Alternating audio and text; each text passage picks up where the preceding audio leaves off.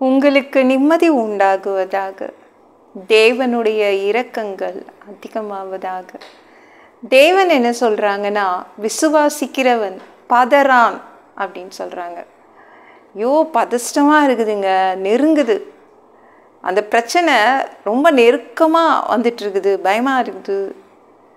நீங்கள் பதற மாட்டீங்க. ஏசு மேலே ஃபுல் நம்பிக்கை வச்சுருக்கீங்களா? பதஷ்டம் இருக்காது. நீங்கள் ஃபுல்லாக இயேசுவை நம்புனீங்கன்னா தேவனுடைய மகிமையை பார்ப்பீங்க. சரிங்களாங்க? ஐயோ நிமிடங்கள் கடந்து போகுதுங்க, நொடிகள் கடந்து போகுது, ஆனால் தேவன் எதுவுமே செய்யலை. காலம் கடந்து போகுது, ஆனால் தேவன் எனக்குன்னு ஒன்றுமே செய்யலை அப்படின்றீங்கள. நீங்கள் ஃபுல் நம்பிக்கையை தேவன் மேலே வச்சா தேவனுடைய மகிமையை பார்ப்பீங்க. இயேசுவை ஃபுல்லாக நம்பிடுங்க, அவ்வளோதான். பதஷ்டமே இருக்காது.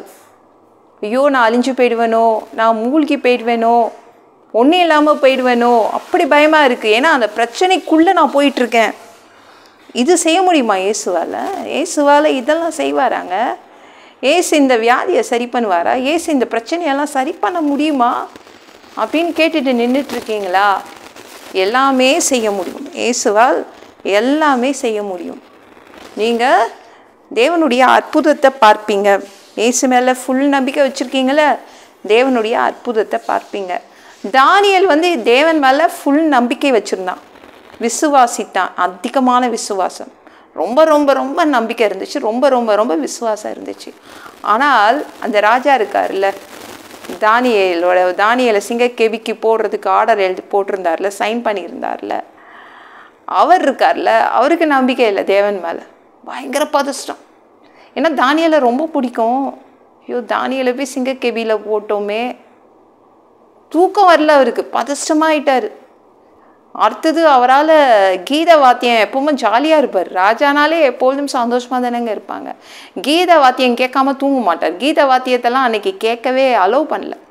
எல்லாம் போயிடுங்க என்னை விட்டேன்னு சொல்லிட்டார். சாப்பிடல, தூங்கலை, அவ்வளோ பதஷ்டம் அந்த ராஜாவுக்கு.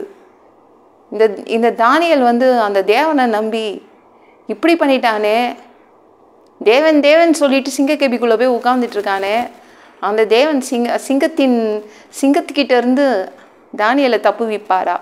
அந்த பதஷ்டம் யார்கிட்ட இருந்துச்சுன்னா ராஜா கிட்ட தான் இருந்துச்சு. தானியேல் கிட்ட கொஞ்சம் கூட இல்லைங்க. ராஜாவுக்கு இதெல்லாம் செய்ய முடியுமா அந்த தேவனால் அப்படின்னு பதஷ்டப்பட்டு காலையிலே ஓடி போகிறான். சிங்க குகை பக்கத்தில் ஓடி போகிறான். ராஜா நம்ம தானியேலை பார்த்து கேட்குறாங்க பாருங்களேன். தானியேல் 6:20, நீ இடைவிடாமல் ஆராதிக்கிற தேவன் உன்னை சிங்கங்களுக்கு தப்புவிக்க வல்லவராய் இருந்தாரா என்று தானியேல் கேட்டான். உடனே நம்ம தானியேல் இருக்காங்கல்ல, அவங்க என்ன சொன்னாங்க? ஆமாம், தேவன் என்ன பண்ணாருன்னா சிங்கத்தின் வாயை கட்டுறதுக்கு தேவதூதனை அனுப்பினாரு அப்படின்னு சொன்னான். தப்பு வித்தார், இது செய்து கொடுத்தாரு அப்படின்னா. அப்போ தான் ராஜாவுக்கு நம்பிக்கையே வருது. ஓ இவ்வளோ பெரிய தேவனா அவங்க தேவனு. அதனால தான் தானியேல் பதஷ்டமே படாமல் சந்தோஷமாக உள்ளே போகிறான். நான் குகைக்குள்ளே இல்லைனா கூட எனக்கு பதஷ்டம் எனக்கு தான் அதிகமாக இருந்துச்சு அப்படின்னு அவர் ரொம்ப சந்தோஷப்பட்டார்.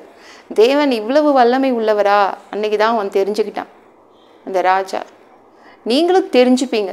நீங்கள் நினைக்கிறீங்களா, ஐயோ தேவன் இதெல்லாம் செய்வாராங்க, தேவன் இவ்வளோ மோசமான பிரச்சனையை சரி பண்ணுவாரா, தேவன் இந்த பெரிய வியாதியை சரி பண்ணுவாராங்க, அப்படி தான் நான் கேட்குறீங்களே. ஃபுல் நம்பிக்கையை இயேசு மேலே வைங்க. எந்த நொடி கூட உங்களுக்கு அற்புதம் நடக்கும். அது எந்த நொடி அற்புதம் நடக்கும் என்று தெரியாது. பிரச்சனைக்குள்ளே போயிட்டேனே, அப்படி தான் தானியேல் பிரச்சனைக்குள்ளே போனானே. ஆனால் அவர் உள்ளே போகும்போது என்ன பண்ணார்? தானியேல் அந்த சிங்கங்களுடைய வாயை கட்டினார் தேவதூதனை அனுப்பி. எந்த நொடி கூட உங்களுக்கு அற்புதம் நடக்கும். அதனால் கலங்காதீங்க. ஃபுல் நம்பிக்கையே இயேசு மேலே போட்டுருங்க. அவர் உங்களை கைவிட மாட்டார்.